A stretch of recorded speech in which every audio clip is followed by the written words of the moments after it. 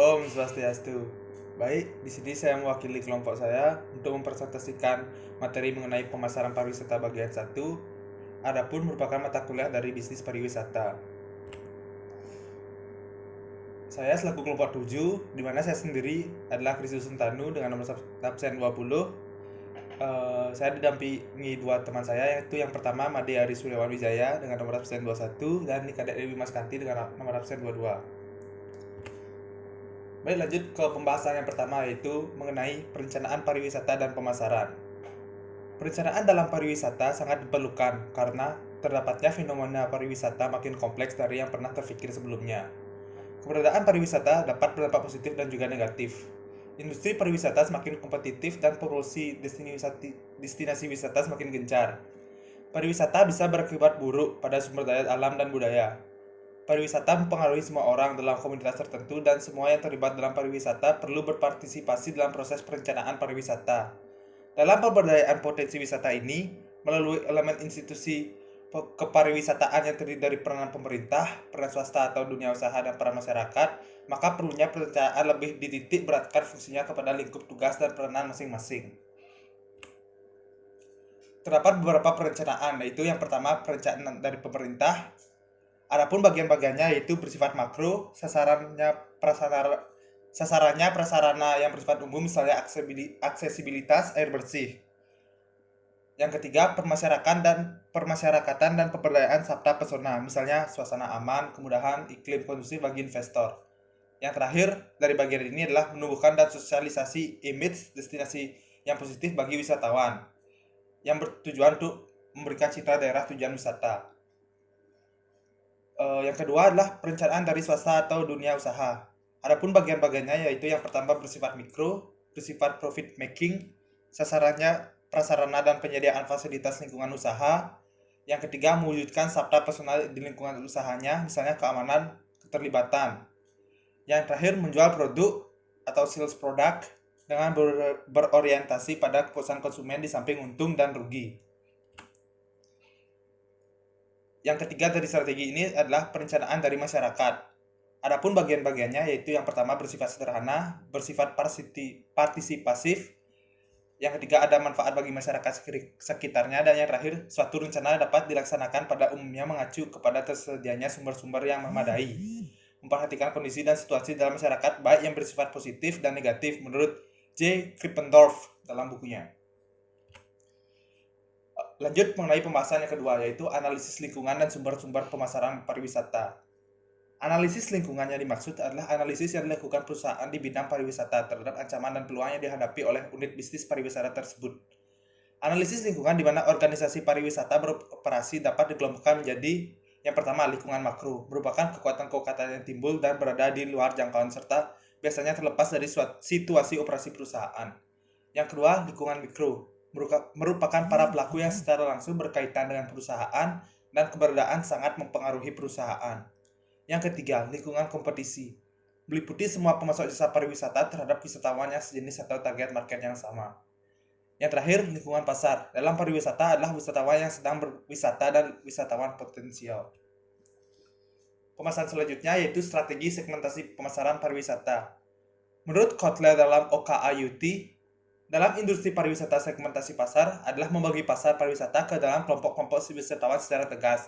Dan tiap kelompok itu dipilih atau ditetapkan sebagai target pasar yang akan dipengaruhi dengan menggunakan strategi pembaruan pemasaran. Strategi bauran pemasaran atau marketing mix. Berikut ini beberapa variabel utama yang dapat digunakan dalam melakukan segmentasi menurut Kotler DKK. Yang pertama, segmentasi geografis, yang kedua segmentasi demografis, yang ketiga segmentasi psikografis, dan yang terakhir segmentasi berdasar perilaku. Pembahasan selanjutnya yaitu mengenai strategi sasaran dan memposisikan pemasaran pariwisata. Targeting. Setelah pasar dibagi-bagi dalam segmen-segmen, maka perusahaan harus memutuskan suatu strategi pasar. Perusahaan dapat memilih dari 4 strategi peliputan pasar, yaitu yang pertama, strategi penargetan yang tidak terdiferensiasi atau terbedakan. Yang kedua, strategi penargetan yang berbeda. Yang ketiga, strategi penargetan terkonsentrasi. Yang terakhir, strategi penargetan custom. Atau yang dimaksud strategi penargetan yang lebih mengarah kepada pendekatan konsumen secara individual atau secara khusus. Baik, lanjut mengenai positioning. Penentuan posisi pasar menunjukkan bagaimana satu produk dapat dibedakan dari para pesaingnya. Ada beberapa positioning yang dapat dilakukan, yaitu yang pertama positioning berdasarkan pemberitaan produk, yang kedua positioning berdasarkan atribut produk atau keuntungan dari produk tersebut, yang ketiga positioning berdasarkan penggunaan produk, yang keempat positioning berdasarkan pesaing, yang kelima positioning berdasarkan kategori produk, yang keenam positioning berdasarkan asosiasi, dan yang terakhir positioning berdasarkan masalah. Contoh kasus. Kasus pertama mengenai komunikasi pemasaran pariwisata dan perhotelan. Dalam artikel ini, isu-isu terkini yang mempengaruhi komunikasi pemasaran pariwisata dan perhotelan lebih banyak menyorot pada semakin berkurangnya peran manusia dalam penyediaan jasa. Namun, belum banyak diungkap dampak dari berkurangnya peran manusia seperti berkurangnya sentuhan kemanusiaan dan tentu saja akan menurunkan tingkat keramah tamahan masyarakat pada sebuah destinasi atau organisasi. Dalam kenyataannya, pada industri pariwisata dan perhotelan, idealnya senantiasa dinamis dalam menanggapi perubahan kebutuhan konsumen. Serta perkembangan ini harus mempengaruhi lingkungan pemasaran jasa pariwisata dan perhotelan. Persaingan antar destinasi juga akan mempengaruhi manajemen dan komunikasi pemasaran. Komunikasi harusnya melibatkan pertukaran informasi yang bermakna dan merupakan alat ampuh dari organisasi dan lingkungannya yang bertujuan strategis, bertujuan perencanaan pemasaran, dan untuk melakukan tindakan taktis organisasi untuk menarik perhatian pelanggan dan stakeholder. Idealnya, komunikasi pemasaran dibentuk untuk merespon konteks eksternal, termasuk konteks politik, hukum, dan peraturan, perkembangan sosial ekonomi, media, dan perkembangan industri. Komunikasi pemasaran juga harus berhubungan dengan proses pembentukan perilaku konsumen dan mengeksplorasi interaksi antara tindakan konsumen dan reaksi terhadap pesan-pesan pemasaran.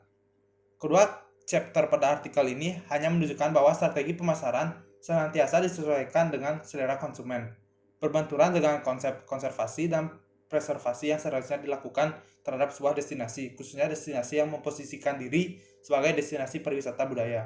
Lanjut ke pertanyaan. Pertanyaan pertama, pada era globalisasi ini, di mana teknologi semakin berkembang, apakah menurut Anda pemanfaatan teknologi untuk komunikasi pemasaran pariwisata sudah baik? Berikan alasannya. Pertanyaan kedua, apa saja yang harus dibenahi apabila komunikasi dalam pemasaran pariwisata masih ada yang kurang? Pertanyaan terakhir, sebutkan manfaat dari adanya komunikasi dalam pemasaran pariwisata terutama di bidang perhotelan. Sekian presentasi dari saya. Apabila ada salah kata dari saya saat presentasi tadi, mohon dimaklumi. Saya tutup dengan Pramesanti. Om Santi Santi Santi Om.